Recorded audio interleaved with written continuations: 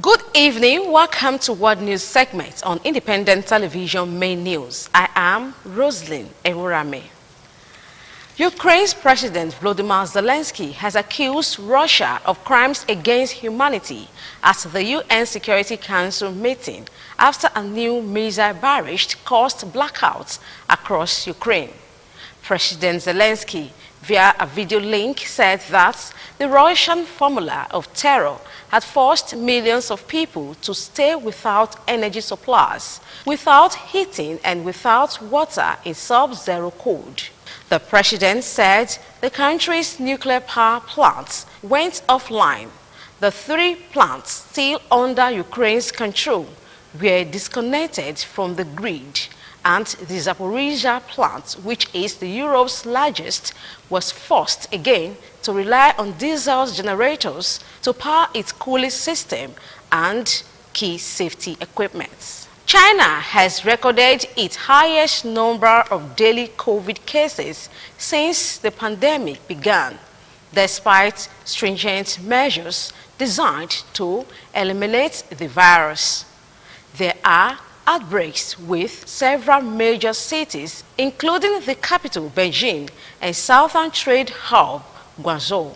On Wednesday, the country recorded 31,527 cases, higher than the about 28,000 peak recorded in April.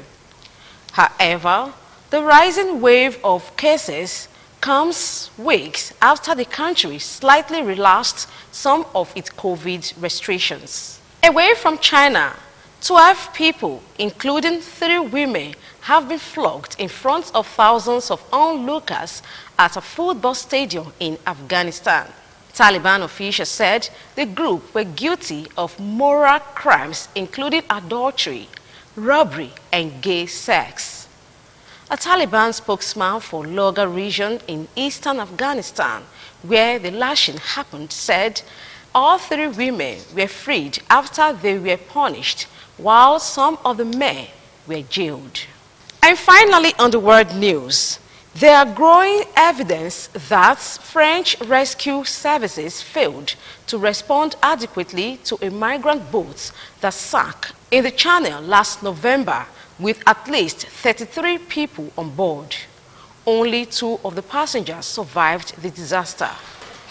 There are also reports of evidence that another migrant boat was passed back and forth between the 2 nations' rescue centers just before the Channel disaster. That wraps up the World News updates on Independent Television Main News. I am Ebhoramen. Good night.